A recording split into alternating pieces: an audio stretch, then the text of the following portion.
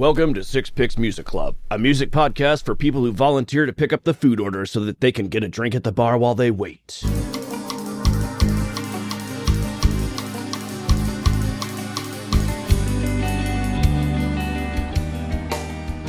Welcome back, listener, to Six Picks Music Club.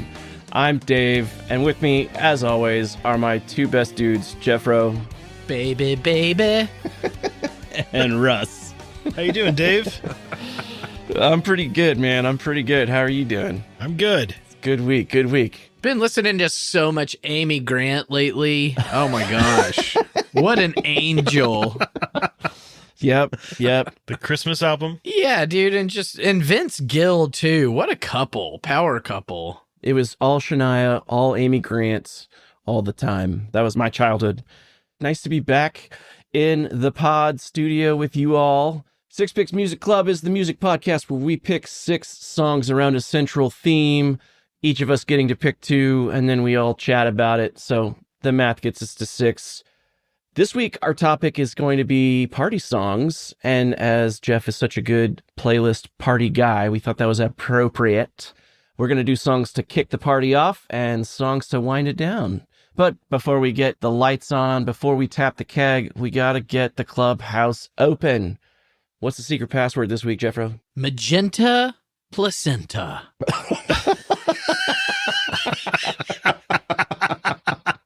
Oh, no. Okay. Oh, yes. Gosh. Magenta placenta is on the menu. Let's open up the door. Watch your step. Step lightly. Step lightly. Don't step in it. Just step over the magenta placenta. Come in, listen. Watch your step, listener. Watch your step. All right. Everybody get in. Before we get going, Jeff, we haven't talked about this yet. Since the last ep that we did, you have some exciting news. You want to tell us about it? My wife, as you know, was heavy with papoose, and we made number 3. Nice. I mean, she did most of the work, if I'm being honest. But, you know, that was pretty big news for the break. Nice, man. Congratulations. We're stoked for you. When you say heavy with papoose, it makes me think heavy with papoo. And then you said she did number 3. And I'm like, ooh, that's even bigger than a number 2. So That must be the magenta placenta. That's the number 3. I mean, it kind of is. Yeah. So speaking of placentas, we went the midwife route, but in a hospital. Oh. On the midwife scoreboard, before the baby was born, the medical doctors in the hospital, through ultrasound measurements, were projecting that the baby would weigh 9.6 pounds upon birth. Ooh, that's pretty big girl. 98th percentile sized child. The midwife was like doing her thing, which is basically like feeling around up there. Like that's what midwives do. She goes, this seems like a normal size baby. I think their projections are wrong. And I was like, sure, lady. Medical science is getting it wrong. You could tell that with just 2 fingers up there. Yeah, I know. I got real like I was checking it out last night. It felt kind of big to me. Yeah. I've done a lot of exploring up there. I don't really know. She could tell. No, I got real conceited about being a man of science on them. Like I was like, yeah, I'm sure their midwife estimate's superior, but they were way wrong. The medical doctors missed by 19 ounces. That's significant. The baby weighed 7 pounds and 15 ounces. Wow. So then we do the whole thing, have baby, and then one of the midwives was like, do you want to look at the placenta? And I was like, yeah, sure. Just so I have more grounding for the live track lightning crashes. I want to know what he was trying to connect with me about. Yeah, and so I was like, what does it sound like when it falls to the floor? Anyway, so she's showing it to me, and it's really pretty fascinating. This is why they call it the tree of life. It's like a giant disc, and there's veins going through it, but it does look like a tree, which is crazy, you know. And then she pulls up this membrane, the baby's been inside of it, off of the top of the placenta, and I was like, whoa, that is, I've never really gotten an education in placenta, but it's pretty fascinating stuff. And so we were looking at it, and then I was like, back in the, 1995, I watched this episode of Real Sex on HBO.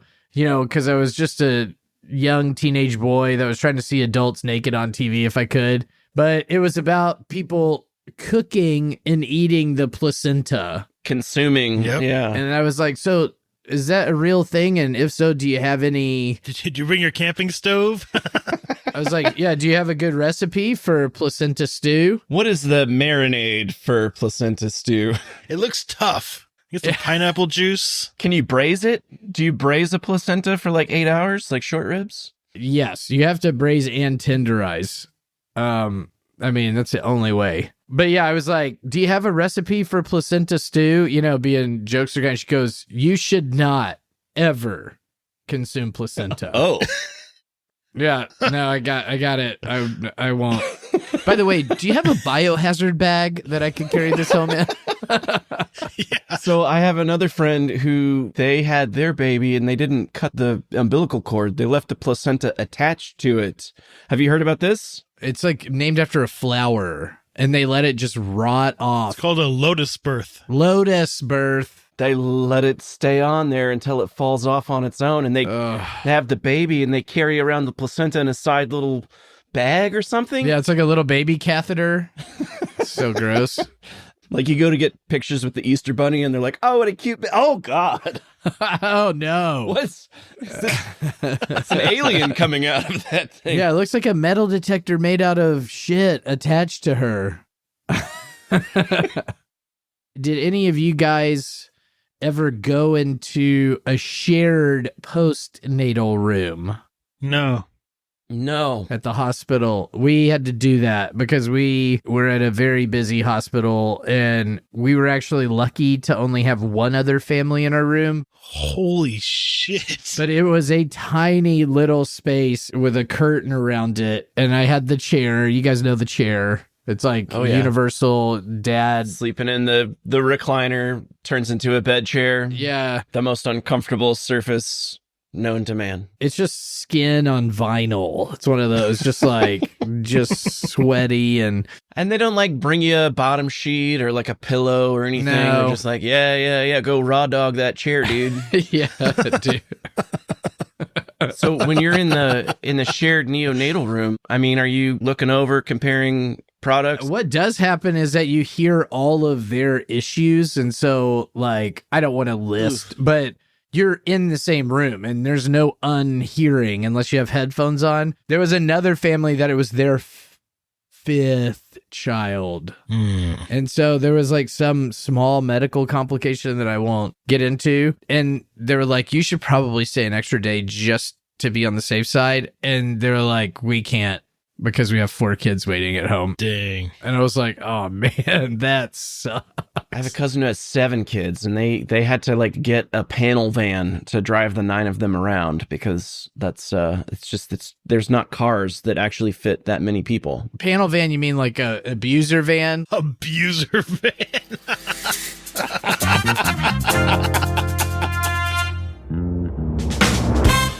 Let's get into it. Let's talk about party songs. I like to entertain. I like to have people over. I like to play music. I feel like it's the soundtrack of our lives and stuff. And so if you're having people over, it's always cool to be able to DJ a little bit and set the mood that you want to set. There's some intention that goes into kind of a party playlist and how you want the night to go, your favorites, what you think other people are going to enjoy, what's going to keep the mood in the way that you want it. So this week we're going to dive into what that means for each of us and see where it goes. Tell me about your theories on party songs. I'm glad that you asked. The song that I chose is not actually the very first song I would play, but for me, one of the ultimate party songs. Yeah. But my theory is that you come in with a song that's I just can only provide examples, but it's Dire Straits' Money for Nothing. You have a crescendoing opening song that will get people's hearts pumping. It's dramatic, yeah. So that's why you open, and it could be from any genre. Then when you're in the middle of your set, you should only vacillate between 80s songs that everybody knows and can sing to and 90s hip hop. If you do anything else, you're just sabotaging your party. It's not worth it. Nobody gives a shit about anything else when you're trying to have a good time. And then you close with a couple of thoughtful songs that are about endings or about emotions. But that's just at the end. You don't do that in the middle. That's my theory.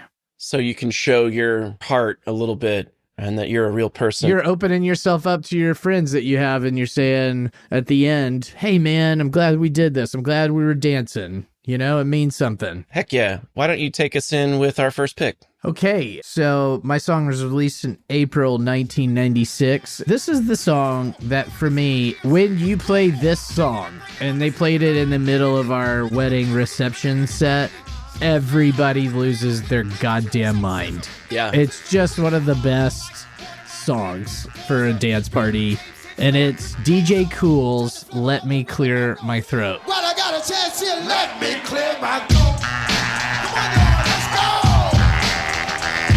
Have a rest of the day. I hope you don't mind. Say, let me clear my throat. Once again, better get it, because about your brother, Paul May. Chill, Will, Brian, me, and brother Monty. Now, y'all love us, because we love y'all. So represent yourself if you're having a ball. Puerto Rico. Black people.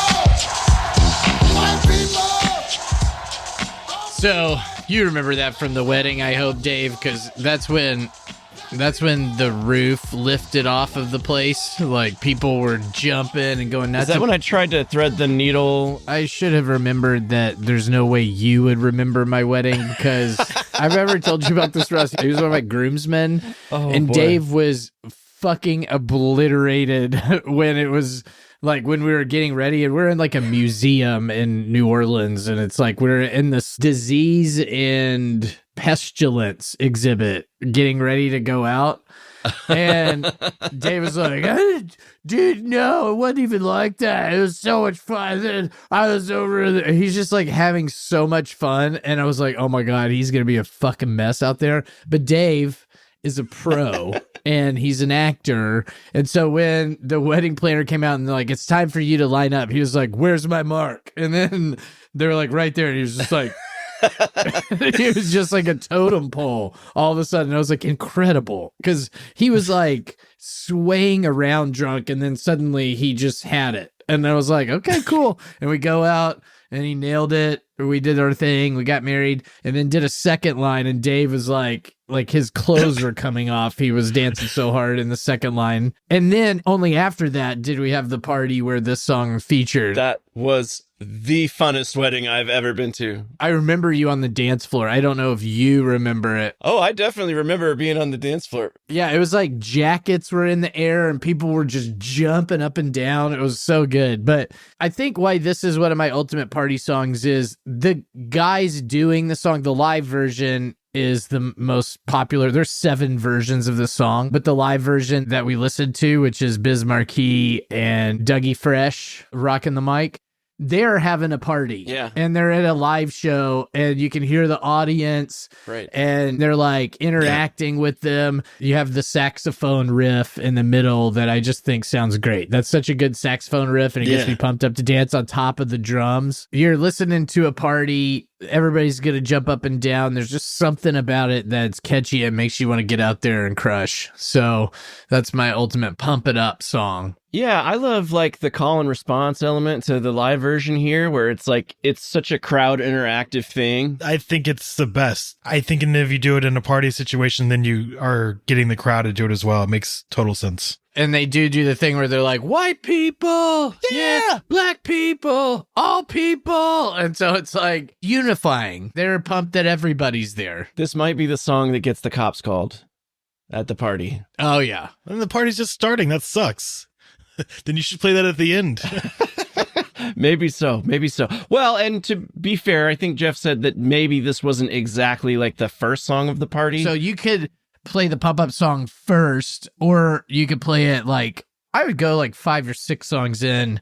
You could sense when people kind of want to dance. This needs to show up at that time. Well, and you don't want your big crowd pleaser to like happen when there's just like 3 people there who showed up on time. That makes sense. Makes sense. I love this song. I did love dancing at your wedding. I love dancing at Russ's wedding. I love going to weddings. I have a great time.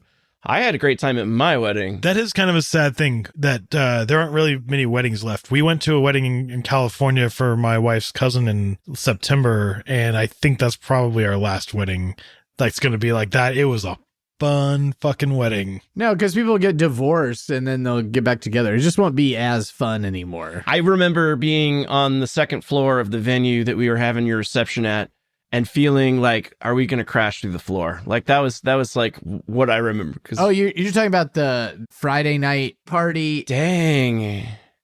Maybe I don't remember your wedding reception. Golly. You tried to thread the needle at the Friday night party, which was Right. one of the funniest things that Amazing. I've ever seen in my entire life. Because there are these two little kids who are like grown-ass men now, Andrew and Ryan, that were dressed like little b-boys. And they were like real into breakdancing and stuff. And so they were like trying out their little breakdancing moves that they had, which were soft and lame, but, you know, so cute because they were young kids. They weren't cute. They were soft and lame because they're fucking kids. They have no moves. And then Dave was like, I could breakdance. And so the music's playing, the whole crowd kind of makes a little circle for a moment around Dave. And so it's his moment. And he grabbed his foot and tried to jump over that foot with his other foot, but instead tripped on his own leg and went face first into the ground. And the crowd went wild. Oh man, weddings in NOLA, man. That's a tricky one. You gotta pace yourself, as I learned. But Russ, let's cue you up. What do you got for us tonight? My first song is called Captivate You by Marmosettes off their 2014 debut album, The Weird and Wonderful Marmosettes. And I will captivate you with everything I got to bring the best out in you. One strength, one heart is all you need tonight. Tonight. Leaving one city. So when I was thinking about party songs, I was thinking back to college because Right. that's when I was going to parties, all right? And obviously this song wasn't out when I was in college, but I was thinking about a night in particular. I was in a bad spot. I think I was dealing with relationship troubles and probably stressed out about finals and working probably more than I should. I should have been studying more, but it's just kind of how things were working. I just was overwhelmed by life, I'd say. Yeah. I had this like super intense week and I feel like everything was just kind of going wrong, and I had just gotten off work. I was working at a restaurant at the time. It was late and I was exhausted. I just wanted to go home and be away from everybody and everything. Yeah. I get a call from a buddy of ours, Chris Love. Oh, see, love. Yeah, C Love, man. And he invites me to a party and I'm like, fuck no, I am not going to a party. Like, I don't want to see anybody. I don't want to do anything. And he's just fucking persistent. I don't know why. Because he's a good friend. Yeah. Anyway, so finally, like, I give in and I go. So we show up to this party and I'm trying so hard not to have a good time because I want to be in that spot. Yeah. You're mad. You're just, Yeah. don't laugh. Don't laugh. You're not going to make me laugh. Right. And so, and he knew where my head was that night. And, you know, he's older, a little older, and he'd already graduated, but he was a pretty empathetic dude. So he was sharing his own experiences and, you know, working to get me out of my rut. And as much as I pushed back that night, I remember he pushed harder. And before I knew it, he was helping me be my most outrageous self, quoting the song. Yeah. And dudes, it turned out to be one of the best fucking parties I went to. I didn't know whose house it was. I still don't know whose house it was. I only probably knew a handful of people, maybe like Jason and maybe one or two other people. I don't even know. But when it was done, I was buzzing around. I fucking knew everybody, which is not my style. It was just the best party. And again, I don't know anybody. I still don't know anybody who was there, but I felt at that night like I knew everyone. You just drank some nail polish and poured mustard on your chest. And Oh, God. Dude, C-Love is like one of the most persistent and affable people that you'll ever meet in your life. He's That's just awesome. like the sweetest, God bless kindest him. dudes who just won't let you go. He's such a sweetheart. I love that guy. Chris Love knew everybody. And if he didn't know them, he thought he knew them well enough to go to their party, even if he wasn't invited, and he brought a bunch of people with him. You have to have people like that to make house parties go. Here's Chris Love for captivating me and bringing the best out of me that night. Anyway, so I guess I was thinking about that, and then I was thinking about the song, and it kind of just worked for me. So that's where I went with that. As for the music, man, Marmozets, they're high energy. Totally. At times, you're going to get metal, punk, straight rock. They can be hooky. They also have ballads. And Becca McIntyre, the lead vocalist, has got this awesome voice that ranges from soft and sweet to like super vicious and gritty and filled with rage. Not in this song, but in this album, the range is crazy. The album has got like a good variation of pace and tone. It all works together, but the songs are very different from each other. Yeah. No, I got that too. I was listening to other parts of the record, and there's like parts that are real math rocky. Yeah. This one feels a little more structured. I was kind of curious to get like that instrumental break. Do you not consider that to be like a guitar solo? Because it kind of feels like a guitar solo, and you don't like guitar solos. So I said I don't listen to a lot of guitar solos. I didn't say I don't listen to them. Okay. All right. Yeah. I mean, I don't go searching for epic guitar solos. And generally there's an epic guitar solo. I'm like, okay, let's skip. Meh. Anyway. Yeah, he just doesn't like your guitar solos that you choose. Yeah. No, I read that her vocal cords got all messed up. Did you hear about that? No, I didn't know that. Yeah, like all of her screaming and like and hollering. Band persevered or whatever. I guess they just put out a new record last year. Is that right? No, they put one out in 2018 called Knowing What You Know Now. It's also great, man. Both those records are so good. But the music stopped. Like they just stopped making music. They had the baby in 2019. And then in August of 23, they teased a new song, but that was it. And then I don't know what's next for him. So, all right, man. Well, thanks, Russ. That was the first time I'd heard that song. So that's what you say every week. It's cool. And here we are with another song that's brand new to me, but it's still rock and roll, man. I love it. When I think about the party song, I think about people walking into a party in a movie, and I feel like this is the song that's playing. And so this is a song off of the 1997 Wyclef Jean record, The Carnival, and the song is We Try to Stay Alive. John Forte, Roswell. Nah, I mean the streets are getting a little crazy. Look here. Look at shorty got back. Should I ask her for a dance? Hold on, there's too many in the wolf pack. And besides, dirty cats talking to her, buying her fake furs and taking her to the fever. Quiet as it's kept, they ain't even it's been. She spends his Franklin's, hit the malls with her friends. Material girl living in the material world, but it's alright, cause it's Saturday night. So Mr. Funk Master. Yeah, dude. Wyclef Jean, coming from the Fugees in 1994, a band he started with Praz and friend of the pod, Lauryn Hill. They actually started another band called Translator Crew in the late 80s that then went on to become the Fugees. But this was after all that, and he went off and did his solo record. Lauryn did her solo record. And he brings in the Refugee All-Stars as well. So John Forte, Praz are on this track. Lauryn Hill went on her own. She didn't do anything with this record, but they've still performed together as the Fugees later. So there's no animosity there. It kind of combines parts of my theory. The Bee Gees is mixed with hip hop. And so it's the best of both worlds. So yeah, the Bee Gees sample from Stayin' Alive blends that hip hop with the disco in this like really danceable, positive way. He does this blend of taking that Bee Gees positivity, but like entering a bunch of lyrics about the trials of living life as a refugee. You know, he's from Haiti and lived with relatives while his parents moved to New York. He didn't move back with his parents until he was 9. So he has like a real life experience of growing up in Haiti and being a refugee.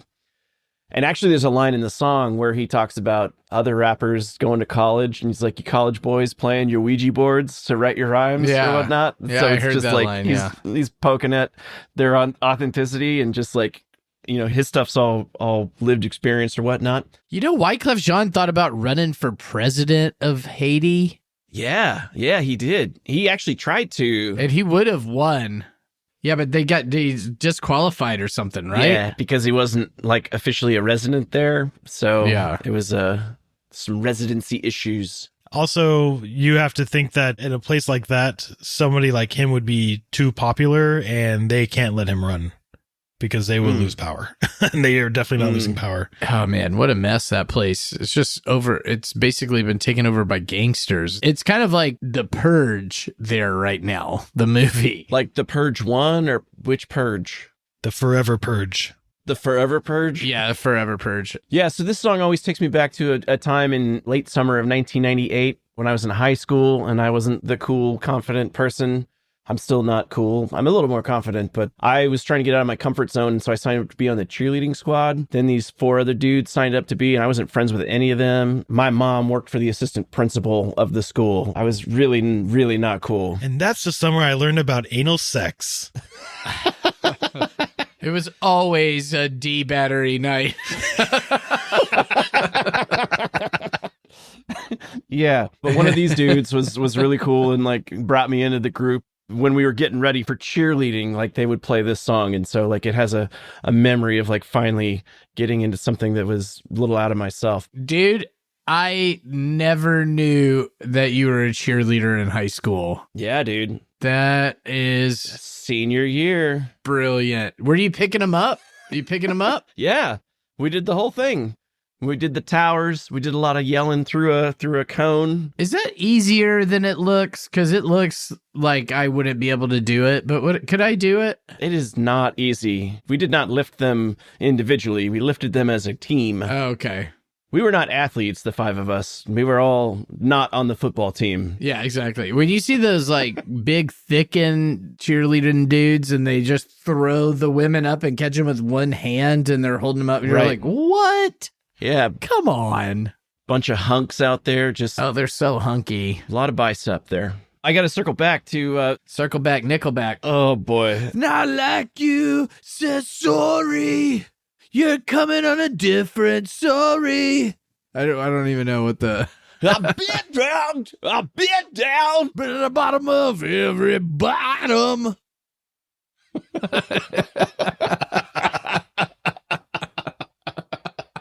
Dude, Oh God. the lyric, I've been at the bottom of every bottom. Yeah. That's just every bottle. No? It is every bottle, but that It is every funny. bottle. I was just, wouldn't it be funnier if it was, I've been to the bottom of every bottom? I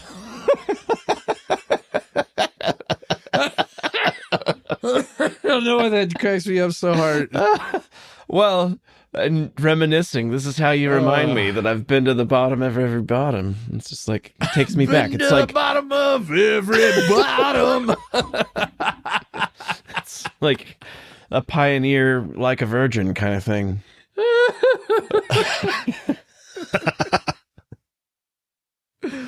Oh my God. All right. Sorry. What, In the "We Try to Stay Alive" track, there's a callback to your song, Jeffro, where There he is. says, "Let me clear my throat." Yeah, your song is so prolific that it's influenced all these other hip hop songs, like Beastie Boys reference it. Like it's everywhere.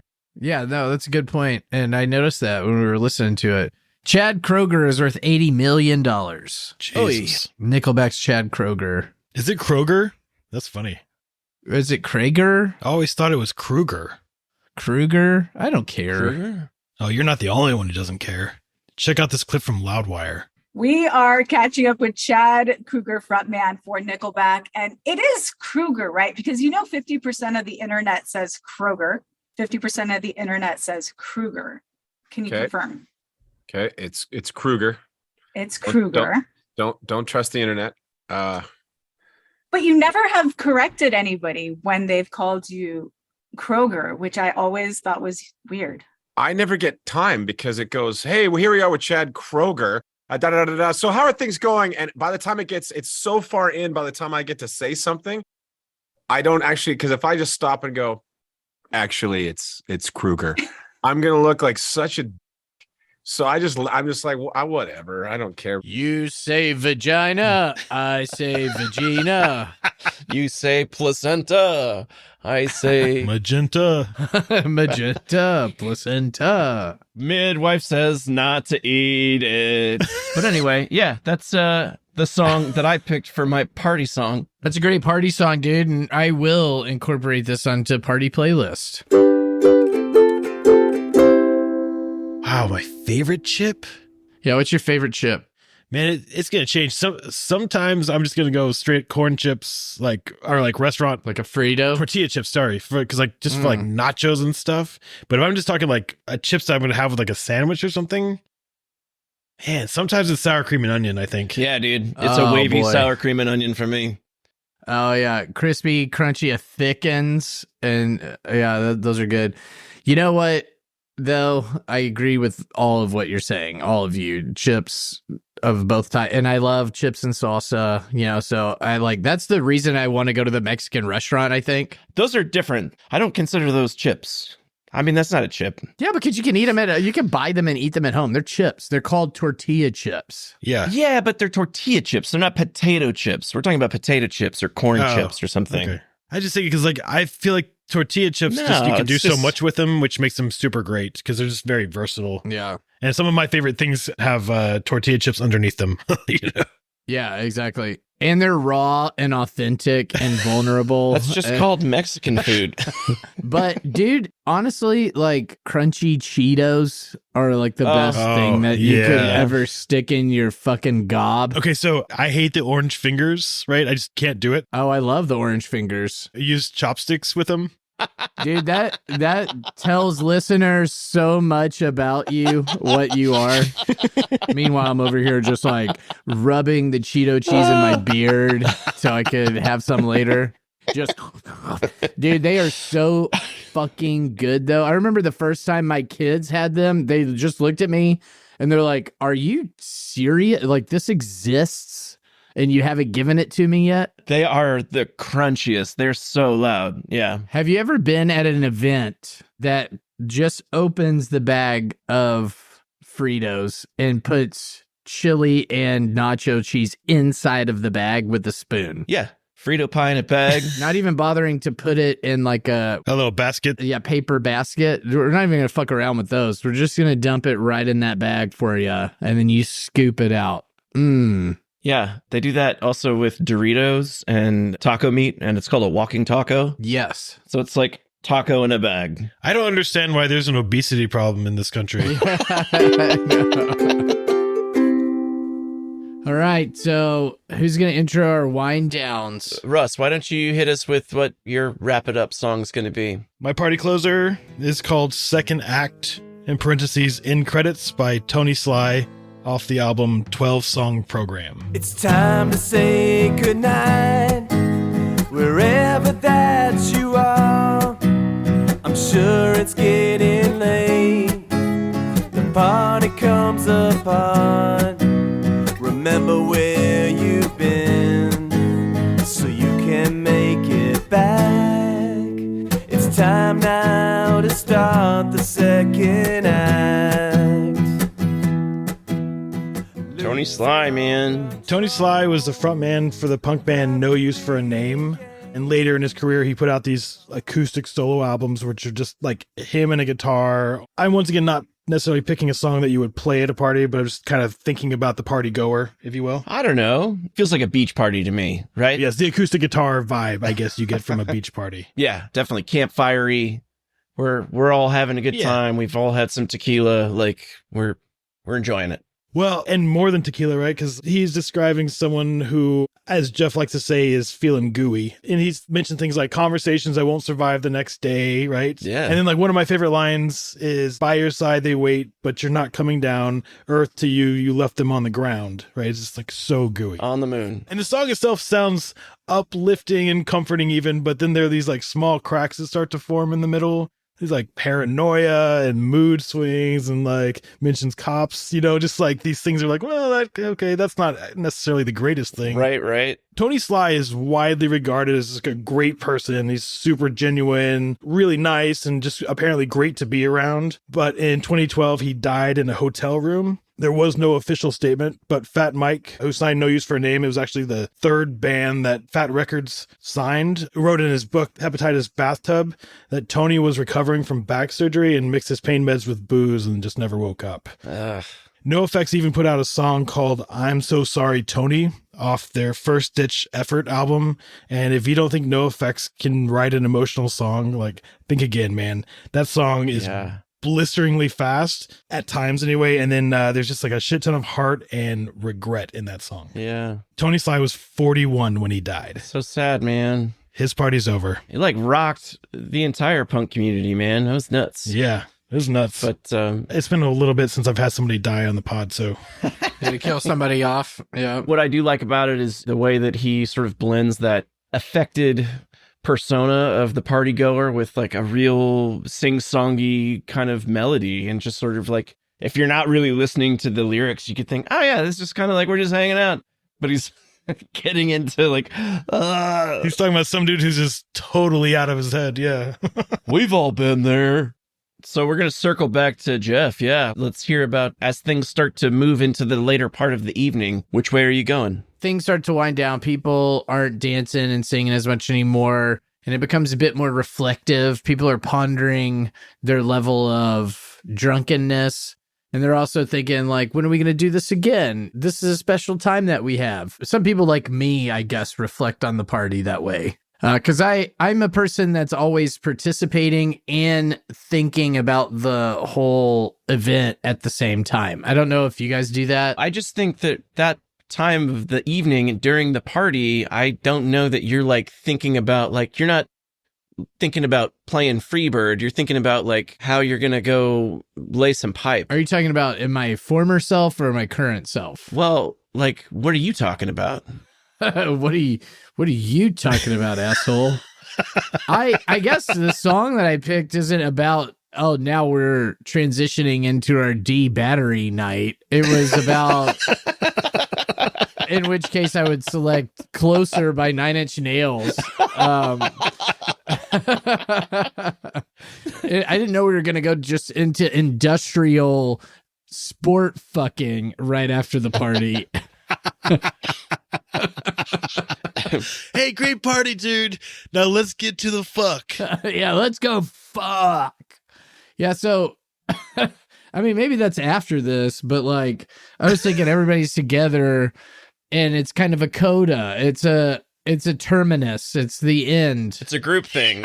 You got together and that's a great thing, and now it's time to depart. What do you want to listen to? Arcade Fire's Wake Up from the 2004 funeral. If the children don't grow up, our bodies get bigger, but our hearts get torn up. We're just a million little guys counting brainstorm, turning every good thing to rust. I guess we'll just have to adjust.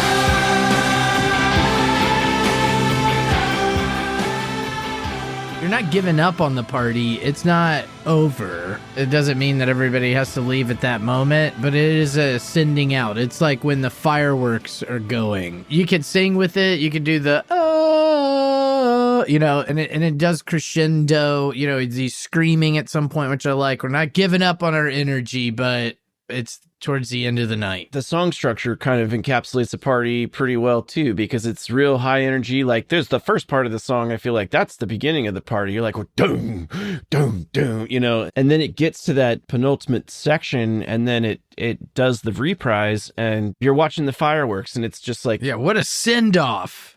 You don't want to like take it down to zero immediately. You know, you're sending people off with a bang, Right. not with like a meow meow. Like that's not what you want to do. I think it depends on the party. It depends on the audience, but certainly this one sends people off feeling good. Hell yeah, dude. Well, I am going to slow it down a little bit. I'm going to take us right to the end of the party. Let's close it down. This is a song written by a man named Ronnie Dunn. He's actually the Dunn half of Brooks and Dunn. From their debut record, Brand New Man, in August 1991. The song is Neon Moon.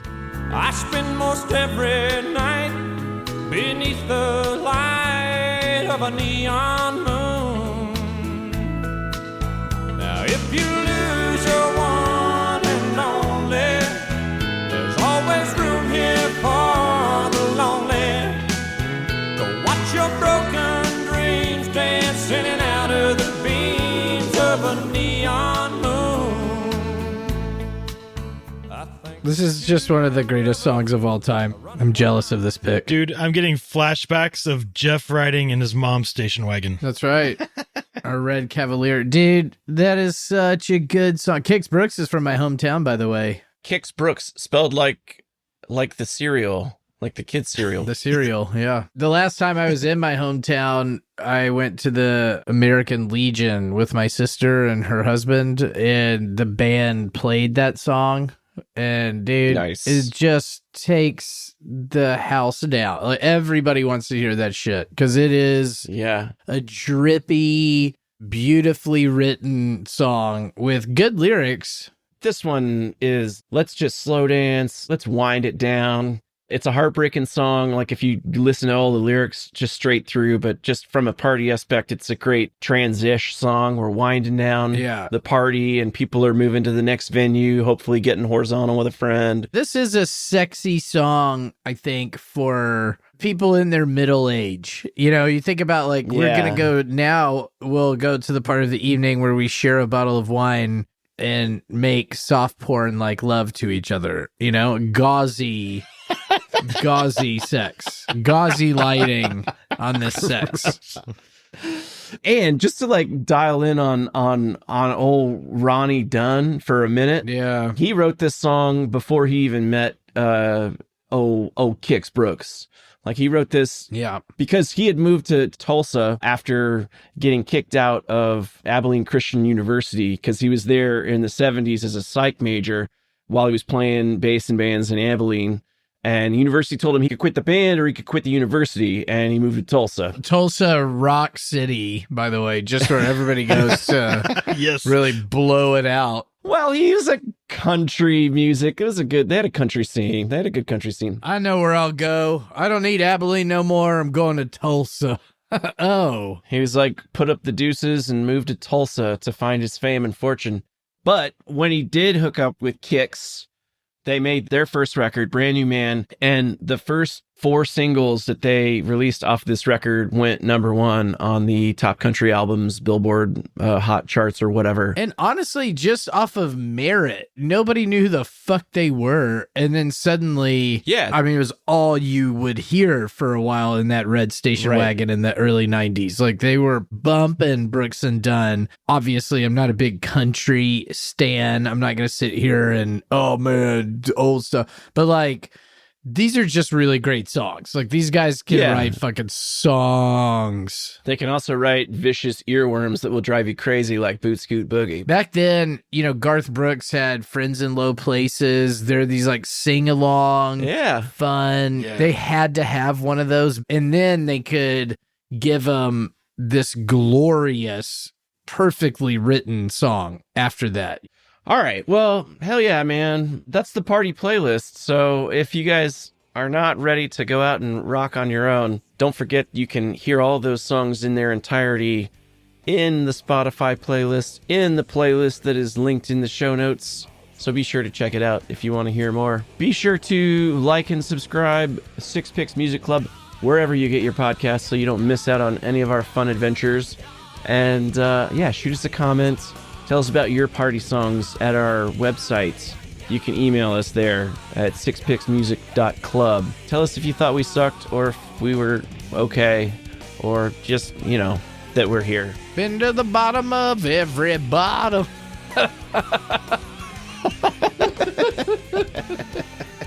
And, well, so that's going to wrap us up today with all of our fun party songs. We said I've been to the top of every bottom. Dude, he has to fuck every bottom. He just can't stop. This episode of Six Picks Music Club was produced by Annie Position. Edited by Eaton Beaver.